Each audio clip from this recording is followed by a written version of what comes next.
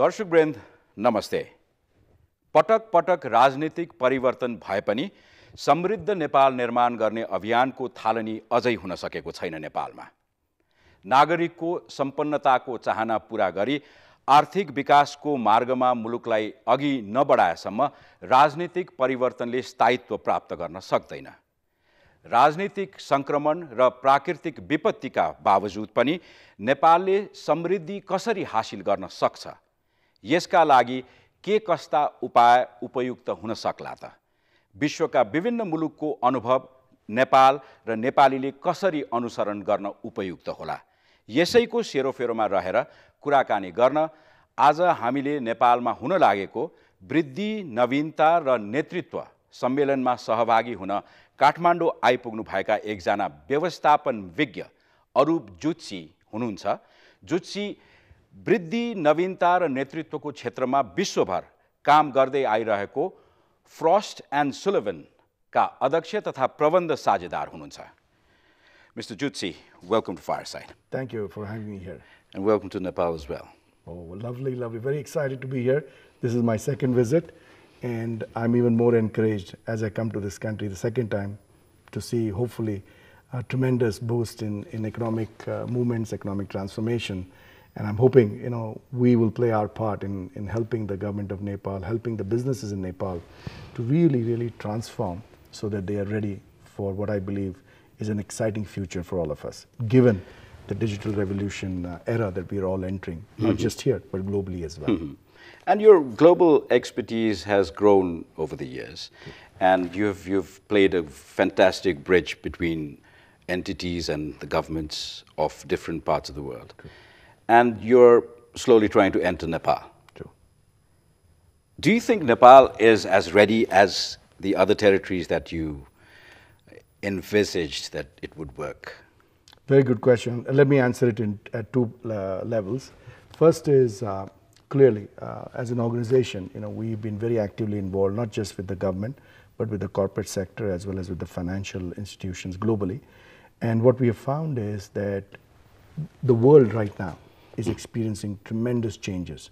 The disruption, collapse, transformation that we are seeing, whether it's in businesses, business models, economies, regions, is unprecedented. So I believe because of this change, Nepal as a country, in my opinion, is ready to accept this change.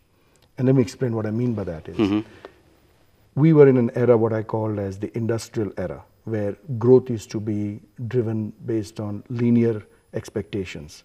Now we're entering into what I call as a digital era, where growth is now going to be expected through a lot more exponential. But because of this change that we are seeing in the marketplace, it's opening a lot more opportunities. So countries that had to go through a certain level of evolution to get economies working for themselves, creating jobs for their people, increasing wages for their citizens, that paradigm has completely shifted now.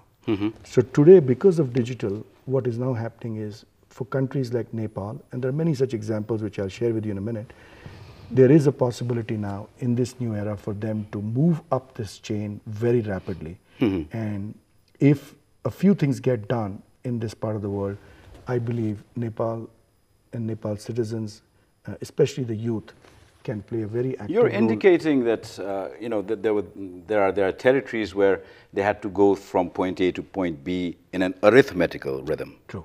From the Industrial Revolution till date. Right. And we in Nepal, we normally cry over the transformation that we missed over the years. We did not have to go through the Industrial Revolution. And in the 21st century, we've been bombarded by the ideas of the digital world. True. So is that arithmetical progression that Nepal missed over the years would be a very big deterrent in achieving the digital goals in terms of development? My short answer is no. I don't think so. And you see that even in a country like India, which is neighboring Nepal. 20 years ago, everybody needed to wait for years to get a telephone connection. What India did beautifully, and I think this is where Nepal can do very well, is moved very quickly from fixed line to cellular phone or wireless technology. And today, as you can see, what's happened is even the remotest part of India is now connected. Farmers have been empowered in the process. So what you're seeing is that they didn't have to go through all the phases of economic growth before they could become digitally connected. And same is, I think, possible for a country like Nepal as well. So you don't have to necessarily go through all the phases of industrial revolution. So you don't have to go through industrial 1.0, 2.0, 3.0 to get to 4.0, which is what we are in today. I think Nepal can catapult and get to the digital era, the industrial 4.0 revolution faster, and there are clear examples of that right in your neighborhood with a country like India. So that is absolutely possible. So when we have this economic growth and the dreams associated to it, another dogma that Nepal goes through, I hope you're aware of it, that we're still going through a political transition. True. And it's taking far too much time than required. Okay. And would that be a hindrance in achieving the industrial growth, you said 4.0. 4.0? Clearly, Or it could go simultaneously side by side? I think it can go simultaneously side by side. Clearly, governments have a role to play. Governments have had a role to play in developed countries, whether it's the US, the European Union. Likewise, governments have had very important role to play even in developing countries, including India, Colombia, Brazil, Russia, India, China. All these countries, governments have had a very important role to play. But at the same time, I think what we now see is governments have their own speed of implementation, challenges that they face. And trust me, most governments have some challenge or the other in every part of the world. Having said that, this part, which is the digital part, I think can work concurrently with the way governments are settling in or getting transformed.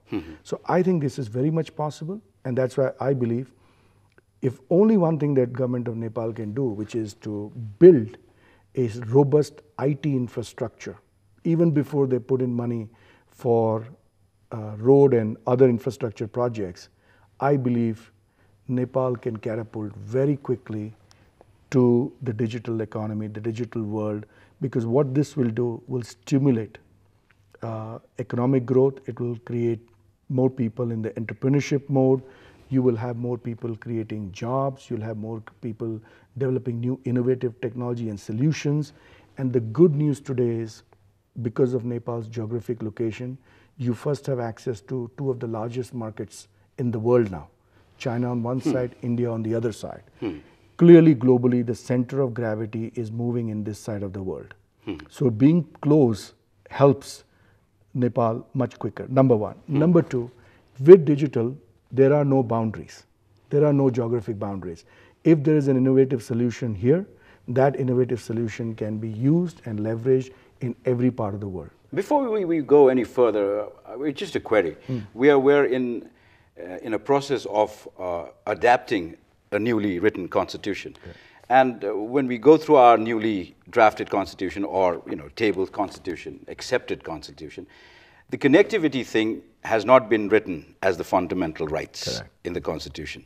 Do you think it is time for the Nepalese political arena and people who are interested in politics to actually push this as one of the fundamental rights? Absolutely. I think connectivity is key to anything that Nepal does now and in the future. And therefore, I think one thing they should do definitely is put within the constitution, and since it is being developed now, is to make access to internet a fundamental right.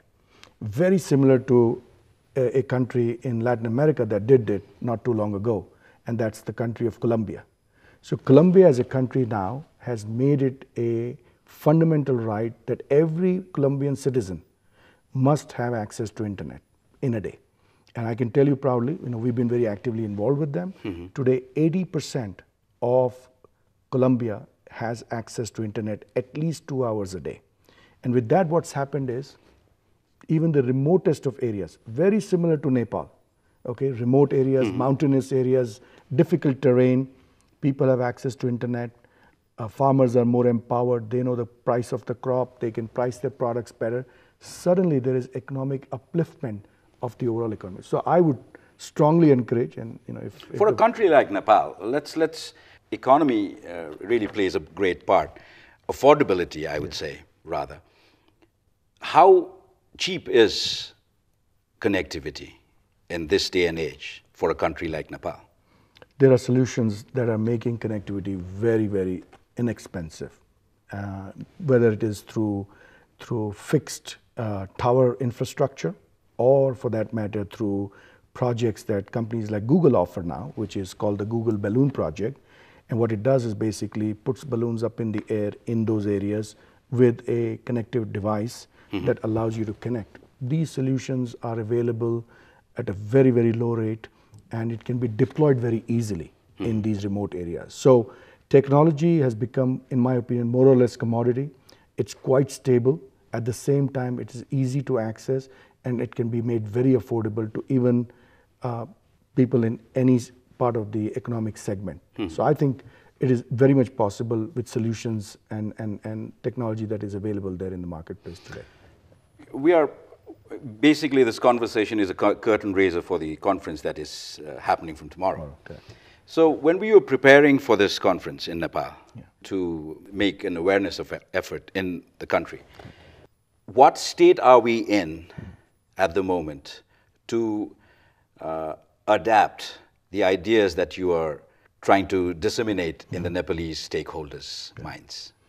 Clearly, in the early days, I think we're still in the infancy. But what encourages me is today there's a very large population of Nepalese that are connected through smartphones and cellular devices. So the fact that they have access to this technology, access to these devices, tells me that while many things are not in place today, but if certain basic infrastructure comes in, they will be able to transform and move to the next level very quickly.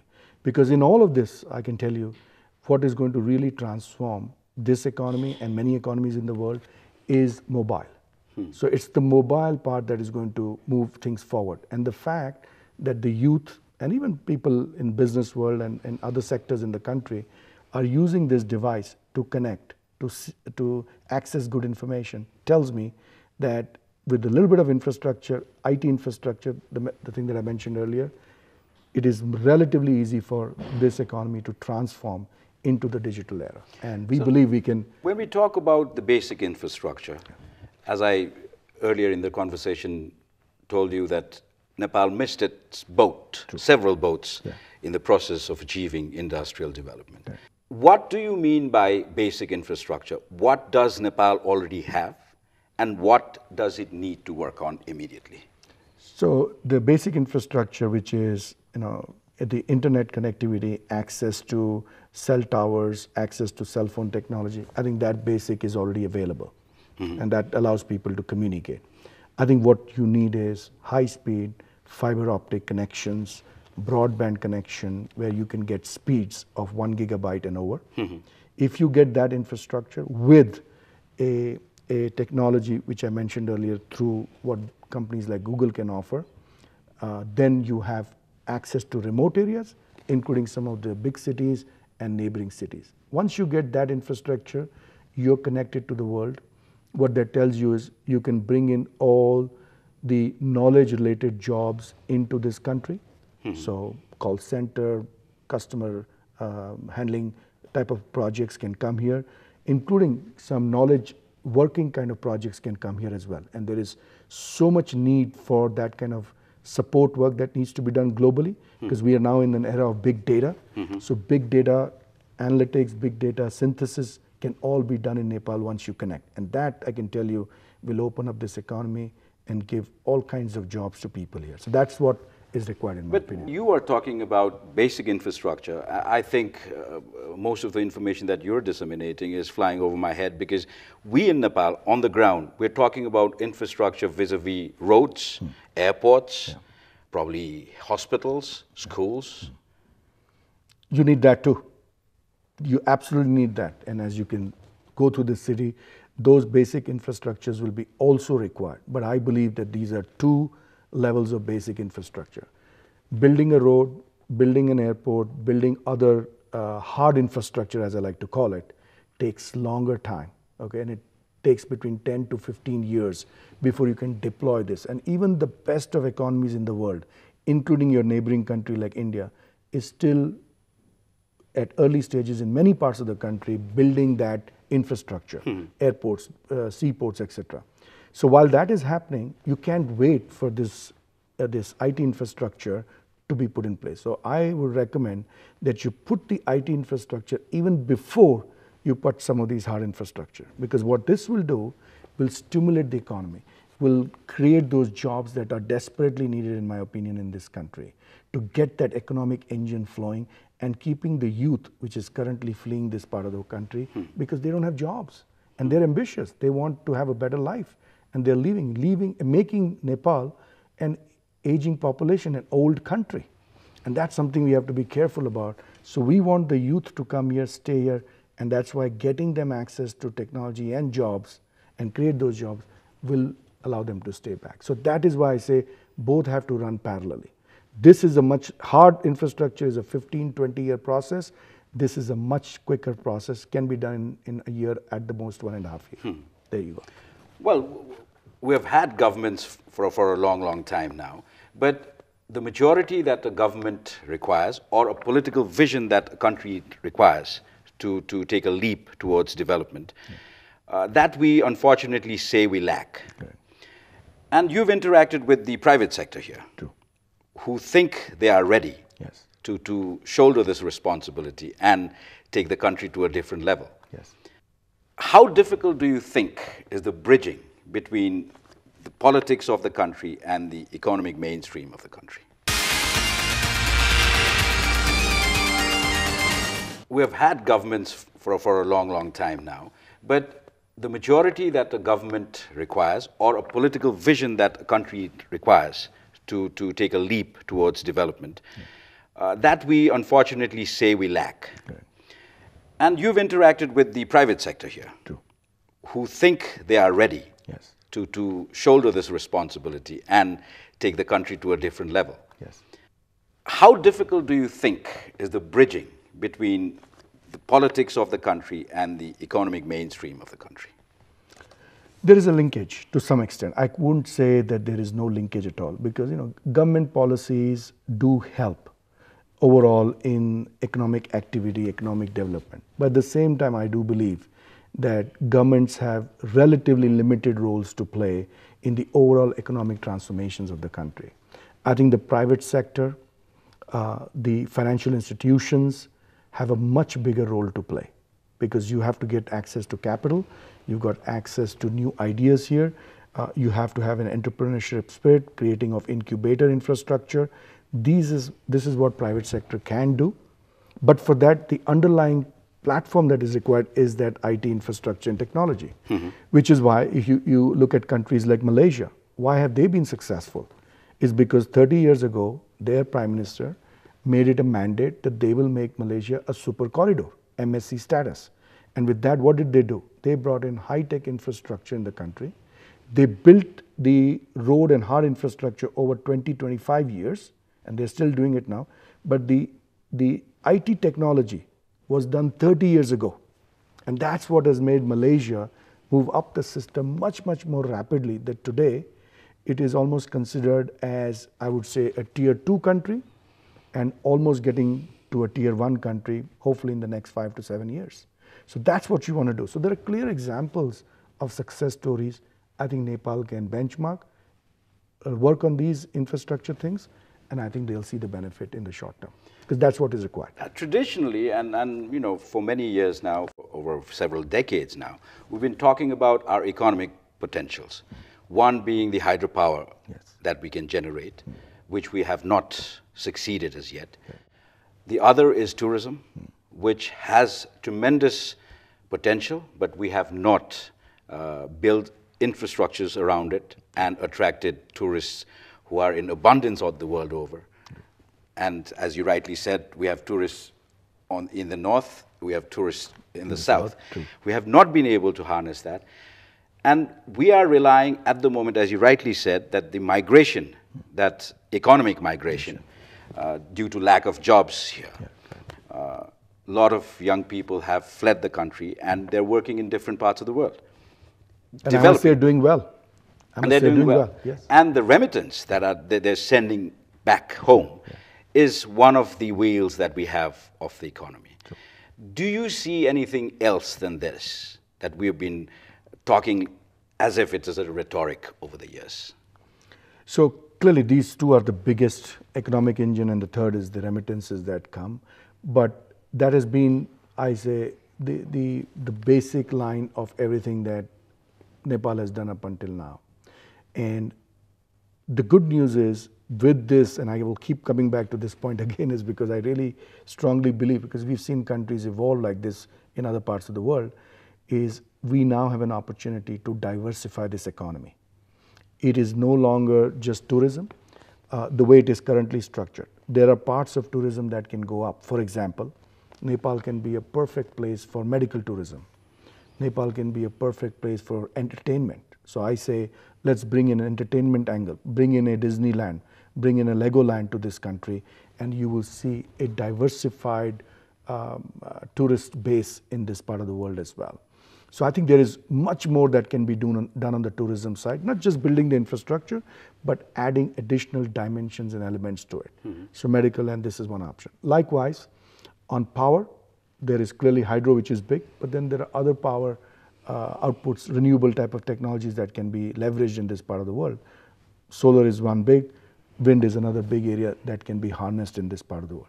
But besides these two, I think this can be a big center for education, for example. Mm-hmm. Let's make Nepal an educational hub. Okay, bring in foreign universities, create an edu city, for example, and let's build this place for education. What are the benefits?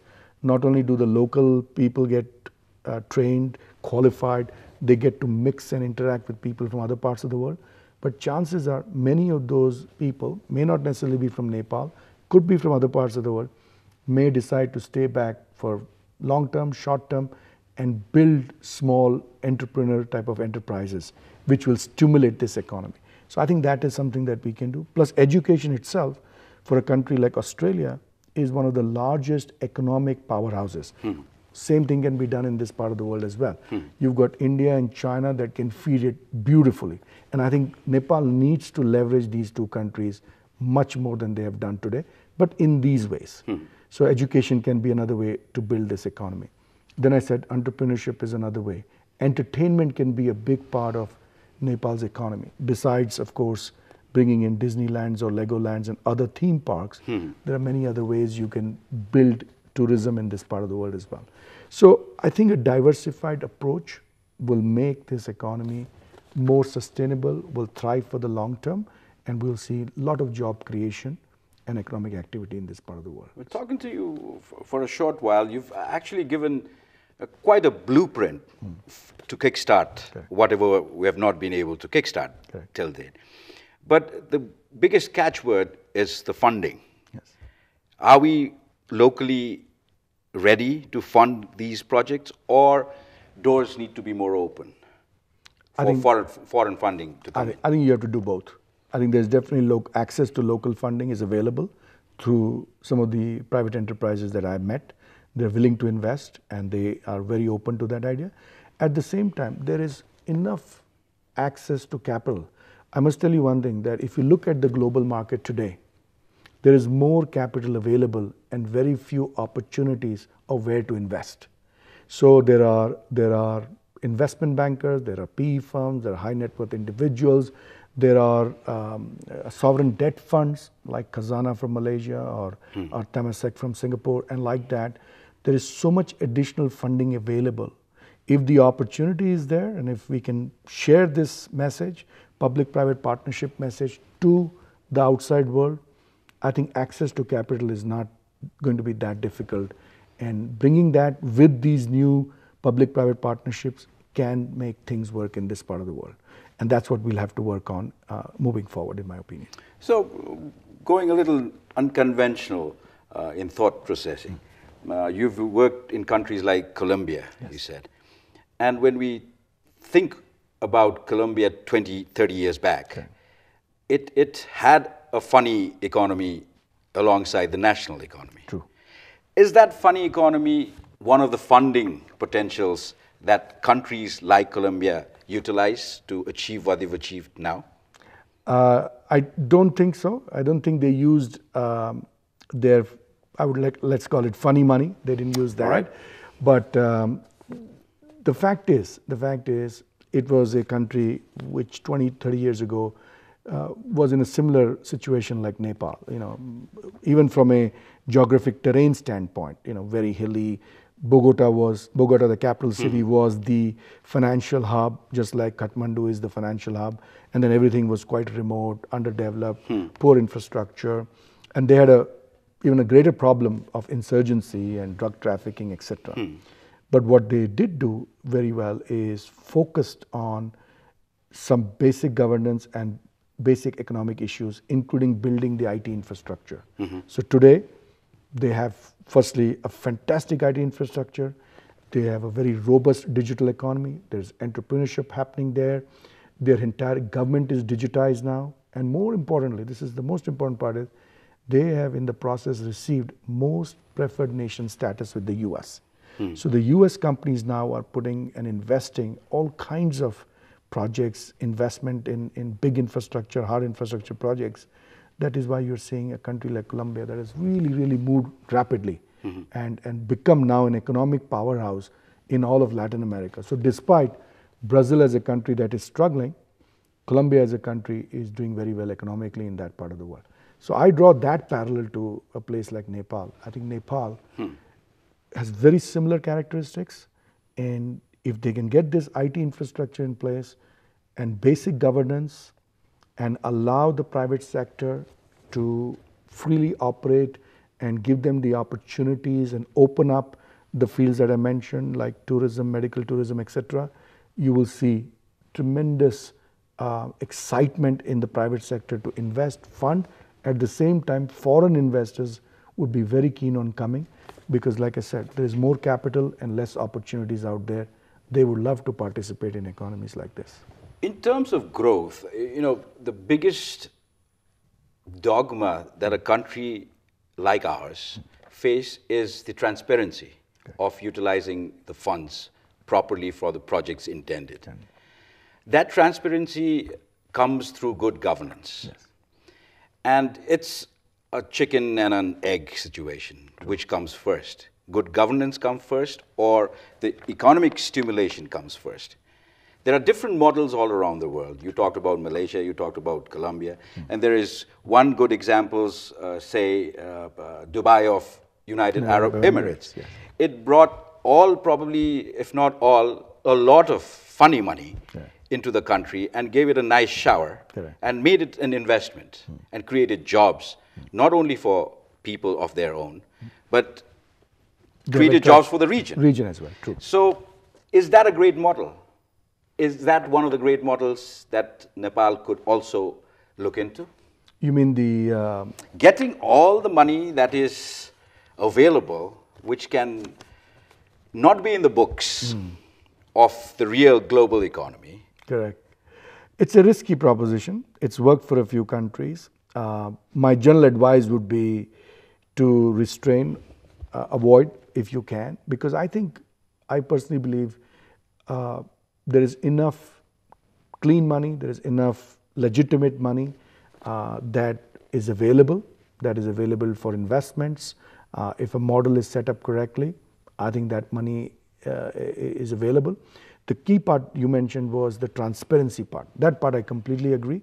To make this work and for any foreign direct investment people to come in here, clarity, transparency will be very important, because they need to make sure that what they invest, they have the ability to see it through. At the same time, there is a mechanism to be able to take the money back when profits, etc., come out. So setting that system up is very important.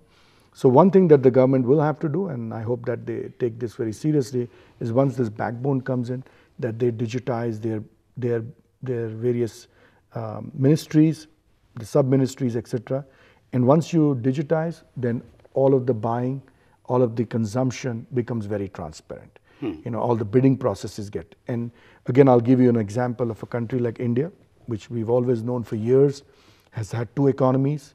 The the black economy and the white economy. But what I can tell you very proudly today, having lived there and worked there before I went to the US, you're now finding more and more governments that are super transparent, and you're seeing the positive impact of that in those local economies as well. So I think it can be done. I would personally say avoid it. I'm not a big proponent of it myself. I believe in doing business cleanly. I think it can be done. Money is available, and as long as the government puts a transparent system so people can see how they can participate, who is the best solution provider, at what price levels, I think people will be willing to invest money in these countries. Now, another sideline question to the conversation that we're having now. Nepal, over the years, have always talked about the global economy and never been able to get into the ride and become part of the global economy. To a very laymanish kind of a question, how can Nepal realize its dream to become a part of the global economy to begin with? The first, like I said, get the youth involved, because the youth is the future. People like us who are, relatively senior and older are not the future of any country. So engaging the youth, which currently, unfortunately, as I mentioned earlier, is fleeing this country for education, for future jobs, for future, life, you need to make sure to bring those people back. So if you can engage the youth, you can get the youth excited, you can give them jobs, you can give them an infrastructure where they can work in their creative mind, because this youth is a lot more creative. This millennial group is a lot more creative than we were 10, 15, 20 years ago. And the big reason is they have access to information that we did not have. So when you bring this youth, the youth plays an equilibrium role in every part of the world. Once you do that, I think they have the ability to play in a global economy much quicker, much faster, because now we are seeing through connectivity, we are now connected in every part of the world. We have access to the same information that a guy sitting in the US has. So today a youth is empowered in every part of the world. So I believe you get the youth engaged, bring the youth back, get them gainfully employed. Just a personal question. Yeah. It's easier said than done, bring the youth back. You fled the country of your origin back in the 80s, right? True. And you went to the States. States, yes. So now over this many years, you've excelled to your par excellence status. True. And does your native country attract you back? Absolutely. And perform what you are known for? I think it's a great question. I'll say it at two levels. It not only has brought back excitement in me, and what I've done is obviously built a big infrastructure there. I frequent India now 4 or 5 times a year. I see a lot of opportunities, private sector, financial institutions, governments, both at the federal level, at the state level, at the city level. Much, much more exciting, many, many more opportunities. So this on one side. During my time, there was a term called brain drain, where people from a country like India went overseas for jobs. We were all going there for higher education and eventually, stayed back with jobs. Which is still there. Which is still happening to some extent. And muscle drain too. Yes, but now I will say things have also changed at two levels. Many of those youth are returning back. At the same time, many people in this country, especially India, are not necessarily interested in going back. So again, why? Because there are many, many more opportunities for the youth that is available today that was not available the year that I left that country. So I think there are reasons, there are ways in which it can be done. We can take case studies, examples of what India has done to do that. Same can be applied here as well. The fact remains, every citizen of a country, whether it's Nepal, whether it's India, whether it's Bangladesh, eventually would love to come back to their native country, because that's where they are from, their families are there, their friends are there, they need to be back, and therefore there is a way in which we can get them back, just like other countries have done. We've traveled around so many ideas that you've experienced over the years, and I'm personally very enlightened by opportunities that you've shown us today. And you're staging a conference in Kathmandu starting tomorrow, and you would be speaking to an audience here. So can you just run us through the conference? What should we expect out of the conference? So this is our what we call as our flagship event called Growth, Innovation and Leadership. And we believe that in order for a country whether it's the government, private sector, for them to develop what we call as visionary leadership and visionary companies, they need to look at all the three aspects of growth, innovation, and leadership. So our focus tomorrow will be to talk about those three key elements. We'll also talk about what is happening in the global economy, and I mentioned things like disrupt, collapse, transformation, why digital transformation is important, why is technology making this change happen, how technology is going to make that happen even in a country like Nepal, how Nepal can participate in the global economy, what are some of the new business models that are emerging where Nepal can catapult itself much quicker and doesn't have to go through those various steps that other countries had to do. So the theme is all about centered around entrepreneurship, growth, innovative ideas, and of course leaders will be required. So we're going to talk about all that and hopefully get a conversation going on with people that will attend to start thinking about how they can play an active part in this new world, in this new digital world, where I think if we can get some basic levels of success, we will be on the journey for economic transformation. And I think Nepal needs something like that very, very quickly. And we're hoping that our conversation tomorrow will lead everybody in that direction. So we see ourselves as a catalyst. Mr. Zutshi, thank you very much for rushing from the airport straight away to sit down and talk to us. And we wish you a very pleasant deliberations from tomorrow and wish you all the best. Thank you very much for having me here. Thank you.